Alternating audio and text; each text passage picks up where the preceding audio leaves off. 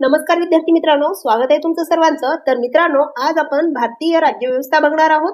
परीक्षेच्या माध्यमातून अतिशय महत्त्वपूर्ण व्हिडिओ आहे. तर व्हिडिओ शेवटपर्यंत पूर्ण बघा. जर तुम्ही आमच्या चॅनलवर नवीन असाल तर चॅनलला सबस्क्राईब करायला विसरू नका. तर सुरू करूया. प्रश्न क्रमांक 1. भारताच्या घटना समितीचे अध्यक्ष कोण होते? तर डॉक्टर राजेंद्र प्रसाद हे भारताच्या घटना समितीचे अध्यक्ष होते.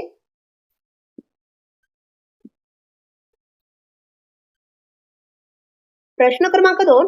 कायद्याचे राज्य या तत्वाचे आद्य प्रवर्तक कोण होते? तर सर एडवर्ड कोक हे तत्वाचे आद्य प्रवर्तक होते.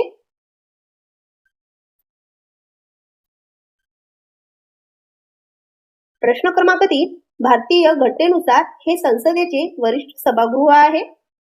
तर राज्यसभा हे संसदेचे वरिष्ठ सभागृह आहे. प्रश्न क्रमांक 4. भारताच्या घटना समितीचे पहिले अधिवेशन केव्हा झाले? तर 9 डिसेंबर 1946 ला भारताच्या घटना समितीचे पहिले अधिवेशन झालेले आहे.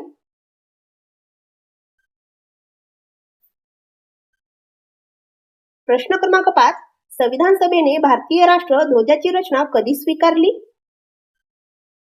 तर 22 जुलै 1947 ला संविधान सभेने भारतीय राष्ट्रध्वजाची रचना स्वीकारली आहे.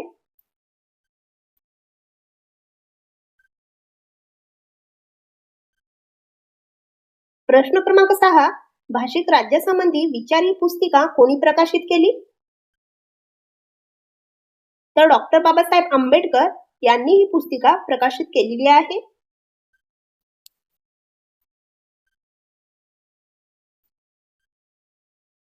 प्रश्न क्रमांक 7. लोकसभा सभापतीच्या प्रत्यक्ष नियंत्रणाखालील कोणती संसदीय समिती सरकारच्या खर्चावर लक्ष ठेवते?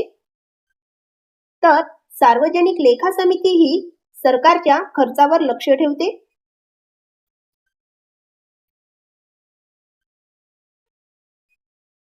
प्रश्न क्रमांक 8. भारताला सार्वभौमत्व कधी प्राप्त झाले?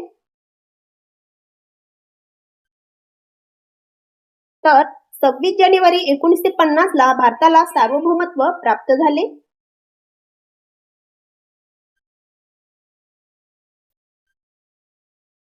प्रश्न क्रमांक 9. भारतीय राज्यघटना केव्हा मंजूर करण्यात आली? तर 26 नोव्हेंबर 1950 ला भारतीय राज्यघटना मंजूर करण्यात आली.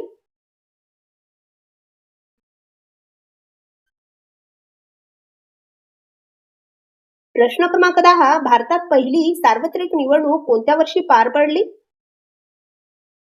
तर 1952 ला भारतात पहिली सार्वत्रिक निवडणूक पार पडलेली आहे.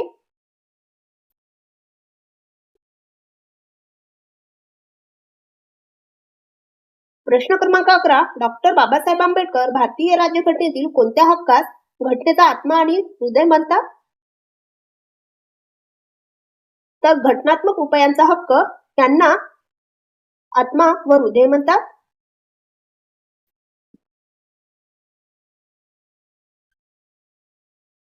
प्रश्न क्रमांक 12. भारताच्या संविधानाच्या मसुदा समितीचे अध्यक्ष कोण होते? तर डॉक्टर बाबासाहेब आंबेडकर हे होते.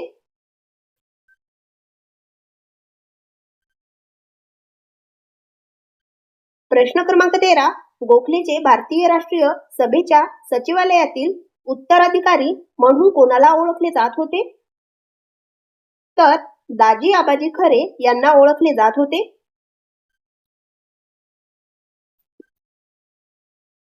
प्रश्न क्रमांक 14. भारतीय संविधानात हे भारतीय जनतेच्या इच्छेनुसार असेल असे कोणी म्हटले आहे? तर महात्मा गांधी यांनी असे म्हटलेले आहे.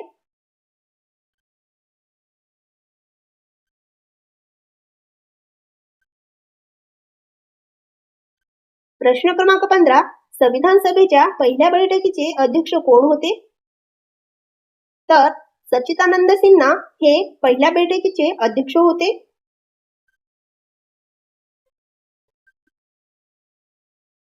प्रश्न क्रमांक 16. श्री चंद्रशेखर यांचा भारतीय पंतप्रधानाचा कालावधी किती होता? तर 1990 ते 1991 यांचा कालावधी होता.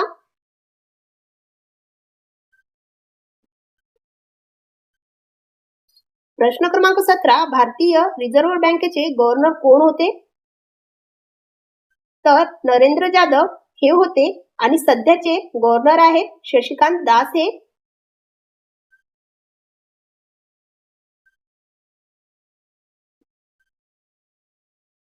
प्रश्न क्रमांक 18, कोणत्या सरकारच्या कालखंडात एक उद्योग एक संघटना असे घोषवाक्य बनविले आहे?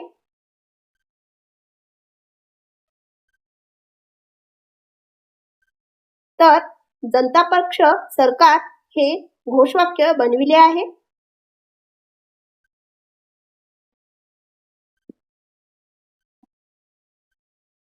प्रश्न क्रमांक 19, पंतप्रधान कोणाला जबाबदार असतात? तर लोकसभेला पंतप्रधान जबाबदार असतात.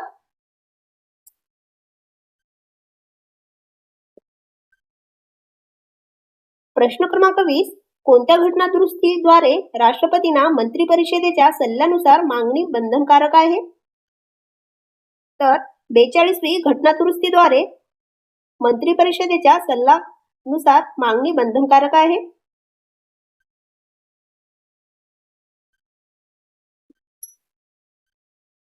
प्रश्न क्रमांक 21, जेव्हा अविश्वास ठराव संमत होतो तेव्हा मंत्री परिषद बरखास्त होते?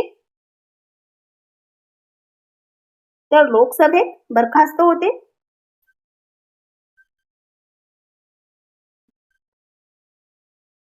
प्रश्न क्रमांक 22, भारतात केंद्रीय कॅबिनेटच्या बैठकीचे अध्यक्षस्थान कोण भूषवितो? तर पंतप्रधान भूषवित असतो.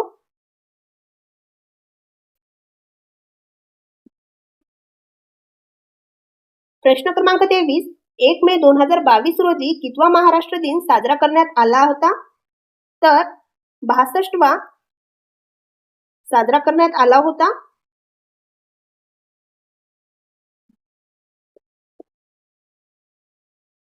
प्रश्न क्रमांक 24, प्राधिलेख जारी करण्याची संकल्पना ही भारताने कोणत्या देशाकडून घेतली आहे? तर ब्रिटन या देशाकडून घेतलेली आहे.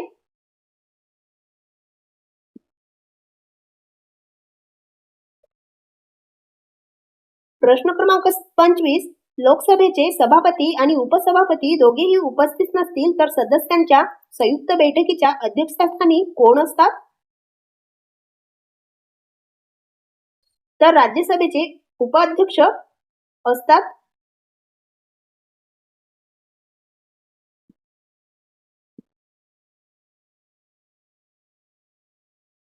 प्रश्न क्रमांक 26, वित्त आयोगाची स्थापना कोणत्या कलमानुसार केली जाते? तर कलम 280 नुसार वित्त आयोगाची स्थापना केली जाते.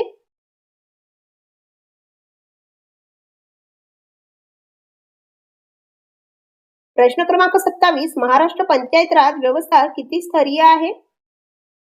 तर त्रिस्तरीय आहे.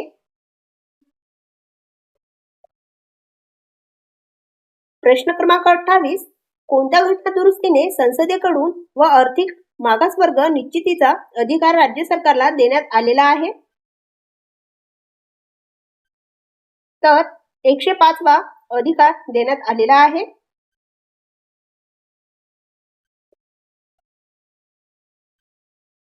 प्रश्न क्रमांक 29, पंचायत समितीचा पदसिद्ध सचिव कोण असतो? तर गट विकास अधिकारी हे पंचायत समितीचा पदसिद्ध सचिव असतो.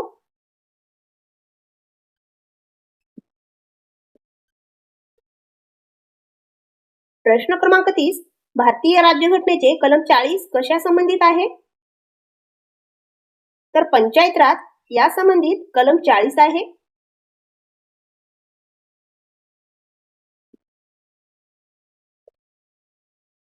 प्रश्न क्रमांक 31, महाराष्ट्रातील पहिली महानगरपालिका कोणती आहे? तर मुंबई ही महाराष्ट्रातील पहिली महानगरपालिका आहे.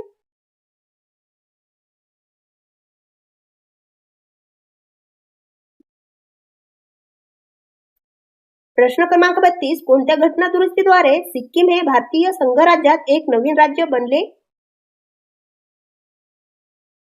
तर 36व्या घटनादुरुस्ती 1975 द्वारे सिक्कीम हे भारतीय संघराज्यात एक नवीन राज्य बनले आहे.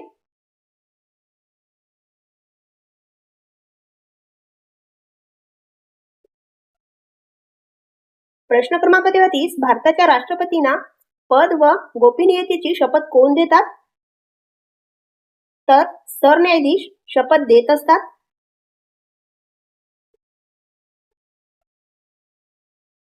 प्रश्न क्रमांक 34 उपराष्ट्रपती कलम कोणते आहे? तर कलम 63 हे उपराष्ट्रपती कलम आहे.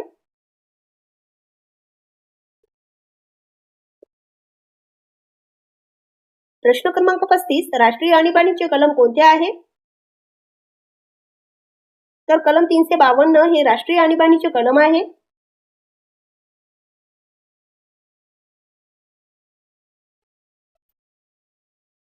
प्रश्न क्रमांक 36 संसदेने नागरिकत्वाचा कायदा केव्हा संमत केला? तर 1955 ला नागरिकत्वाचा कायदा संमत केला.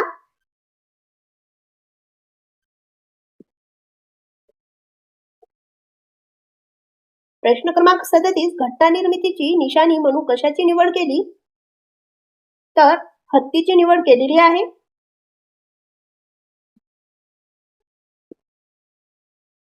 प्रश्न क्रमांक 38 मुंबई ग्रामपंचायत अधिनियम कोणत्या वर्षी संमत करण्यात आला?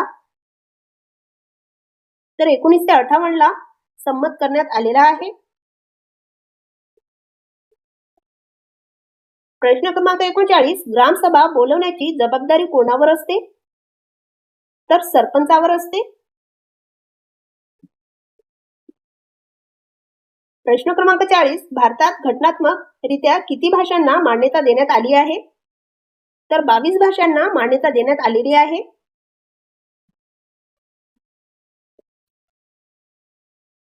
प्रश्न क्रमांक 41 भारताची अधिकृत भाषा कोणती नाही? तर मारवाडी ही भारताची अधिकृत भाषा नाही आहे. प्रश्न क्रमांक 42 भारताच्या स्वातंत्र्यवेळी राष्ट्रीय काँग्रेस सभेचे अध्यक्ष कोण होते? तर जे.बी. कृपलानी हे भारताच्या स्वातंत्र्यवेळी राष्ट्रीय काँग्रेसचे अध्यक्ष होते.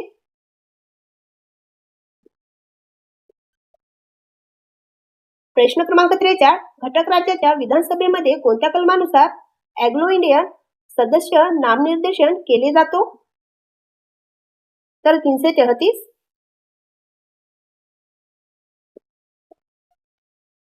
प्रश्न क्रमांक 44 घटक राज्याच्या विधानसभामध्ये अनुसूचित जाती व अनुसूचित जमाती आरक्षण संबंधित कलम कोणते आहे?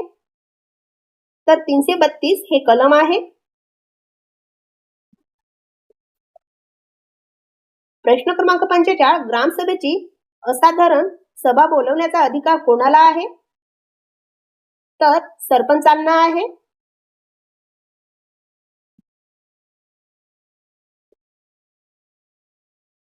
प्रश्न क्रमांक 46 ग्रामपंचायतीचे वार्षिक अंदाजपत्रक कोणासमोर सादर केले जातात?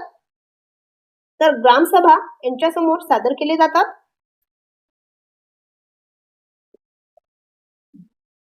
प्रश्न क्रमांक 47 भारतीय घटनेच्या कोणत्या भागावर गांधीजींच्या तत्वांचा प्रभाव आढळते? तर मार्गदर्शक तत्वे यांच्यावर गांधीजींच्या प्रभावाचा आढळतो.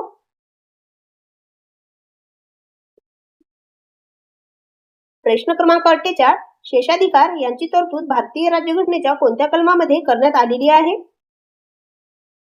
तर कलम 248 मध्ये ही तरतूद करण्यात आलेली आहे.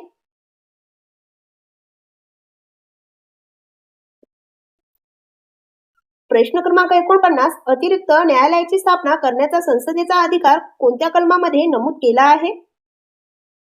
तर कलम 247 मध्ये नमूद केलेल्या आहे. कलम 247 मध्ये.